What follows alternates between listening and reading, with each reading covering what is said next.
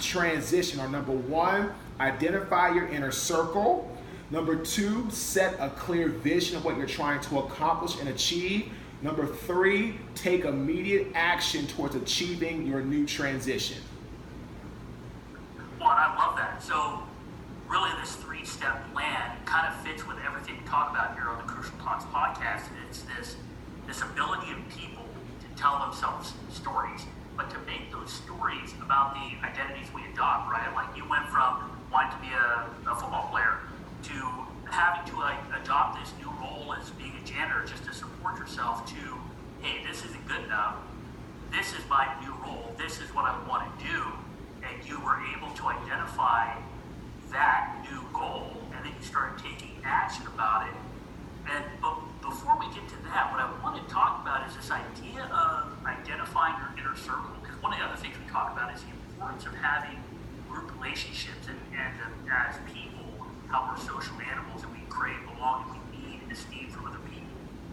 How did you identify this inner circle, and who could help you with this transition? To tell you the honest truth, I remember when I got down here to North Carolina from Baltimore, I was in a scramble. I was about a week away from being homeless.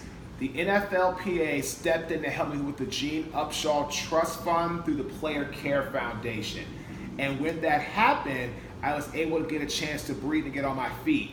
I worked for Merrill Lynch, got let go, went to a job at a construction company, got let go. I was fired twice in a week. I started coaching football instructional sessions. I remember I would troll my Living Social to find names to start reaching out to start coaching so I could build some revenue stream. My first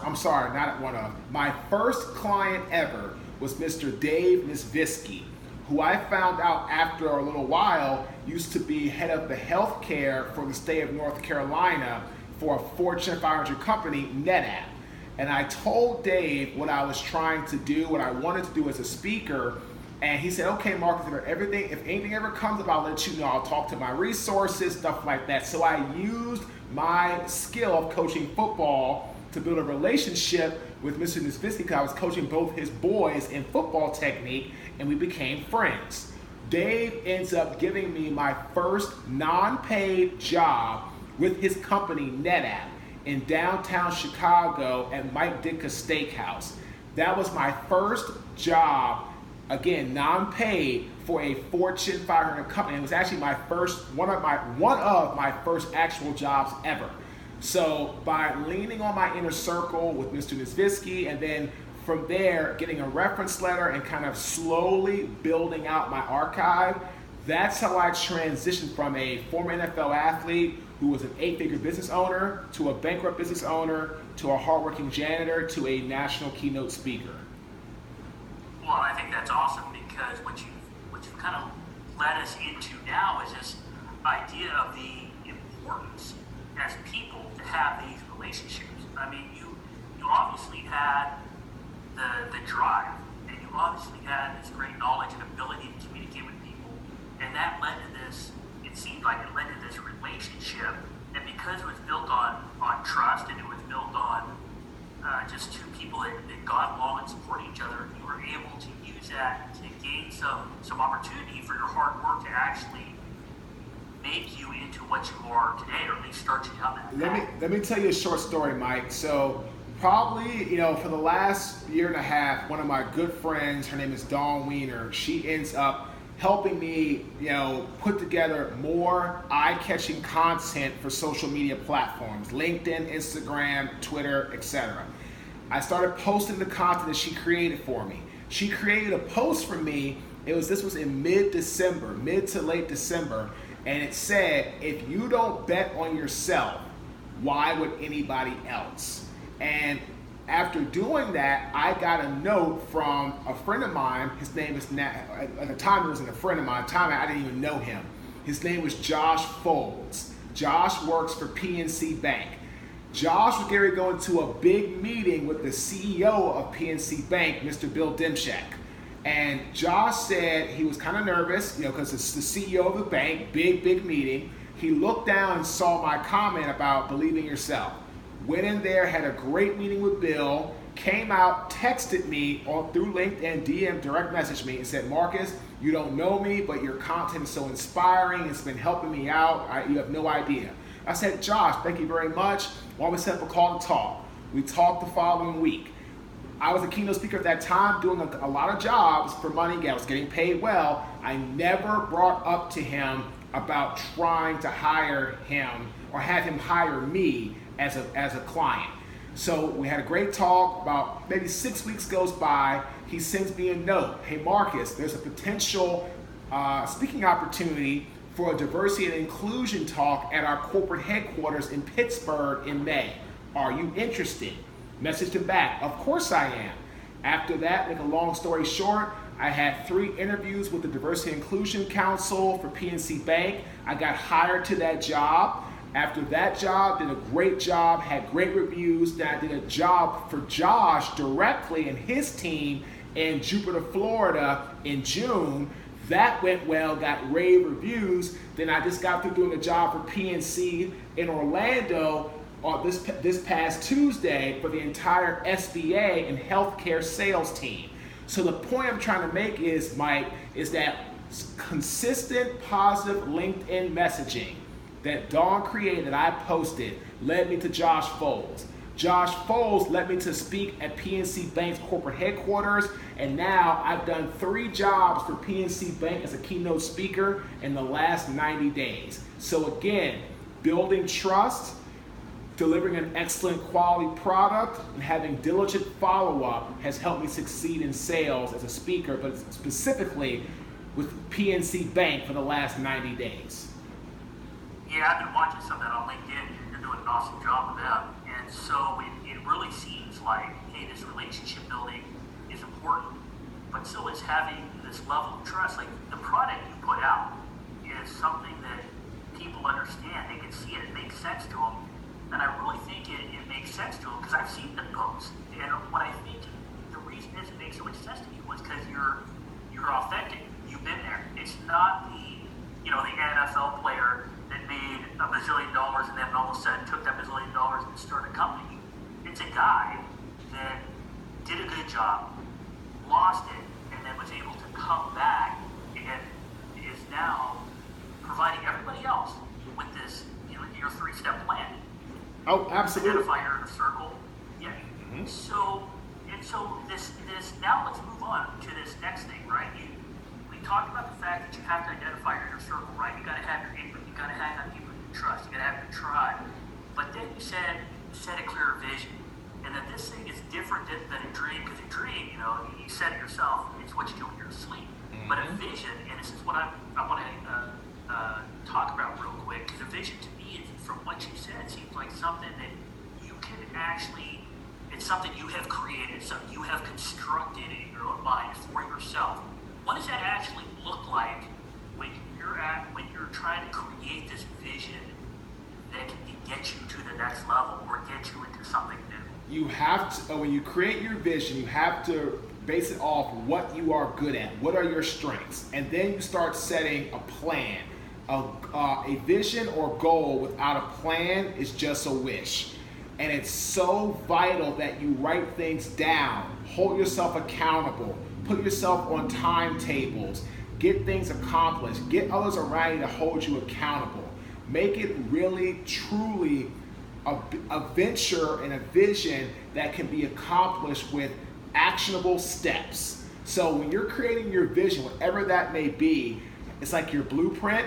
Start putting on yourself timetables, identify who can help you in your vision, what are you good at, what are you weak at. If you're weak at areas, who can you bring in and identify and give you some strength in that area. Put together a full, comprehensive cognitive plan so that when you're moving into your vision, you truly can achieve it either with help from people in certain areas or outsource help or whatever it has to be. Like for me, we have a great team for our vision of being a great keynote speaker and a leadership coach and creating online platforms. I have a speaker manager out of Chicago. She's phenomenal. I've got Dawn, who does all my content creation. I've got a great website team out of California. I've got a great lady who does all my PowerPoints here in Raleigh. I've got a guy who's out of Missouri that handles all of our marketing, branding, lead generation, and other type of strategic planning for our brand. With those individuals on our team and working as a comprehensive unit, I also have a lady that does our email marketing as well. Everyone on the team knows what they have to do, and we attack every day with a vision, and we set goals, and by setting the goals, we actually set a plan of action to achieve those goals and fulfill our vision. And that's how we're getting off where we are today, where we have speaking jobs for like AXA or JP Morgan, or we're getting interest from big organizations like LEA or the NFLPA, because we have a vision and we're setting an action plan to achieve that vision. Well, and I love this, and this is where I think the listeners to the Crucial Talks podcast actually get this, because what we talk about all the time is these teams that make up everything we do in life are made up of people that play different roles. And what you hit on here is that you have said, look, don't just dream, but create a vision that has actual steps. And what I love about what you just said and the message you get out there is the vision that you use to be so successful is shared between your website team, your speaker manager, the person that helps with your PowerPoints, your marketing folks, and all these people, even though they're not Marques Ogden the speaker, they share Marques Ogden the speaker's vision, and based on the roles they play, they're able to take steps to achieve those goals. I think that is awesome. Yep, and let me tell you, I kissed a lot of frogs to get to the princess. We've had some really bad people with marketing in the past and with other PowerPoints in the past, and who we have now on our team, from our speaker manager Donna out of Chicago to Todd and Dorian out of California, to Dawn here in Raleigh, to Wendy in Raleigh, to Clay who does our videos, to Nicholas who does all of our marketing and branding, to everybody that's on the roster. Yeah, it's a much better outlay, and we're able to achieve what we're trying to do because we all have a plan and we all agree on the vision of where we're trying to go. Well, that's awesome. I mean, that whole shared vision thing is so powerful for teams, and it's great that not only do you go into places and talk about it, but you're proving it because you're doing it. I think that is awesome. So from there, I would like to move in this third step, to taking immediate action. So say you're talking to a guy like me, right? I have a full-time job, I have a profession, I do the podcast and speaking, that sort of thing on the side, but I'm a one-man show, basically. So somebody like me, right, where we don't have a website team or speaker manager or somebody to help us with marketing and all that, but we do now, we start out with this dream, maybe. Now we have this vision, and we come up with some action steps to take. Why is it so important to take immediate action? Why can't I just wait for like 6 months? Yeah. I feel like I'm ready or something. You know what, Mike? You may not be alive in 6 months. Something could happen. You could get hit by lightning, get hit by a car. Why put off tomorrow what you can do today? Every time you delay and you wait in accomplishing your vision, that's another second you have to work twice as hard, 3 times as hard to make up the time that you lost. And I've learned this. You're going to make mistakes along the way, and my saying with that is, if you make a mistake, own it, fix it, move on. But when you delay as a leader, you're delaying not just you, but your whole staff, your whole vision, your whole team, your whole entourage of people around you that are trying to help you.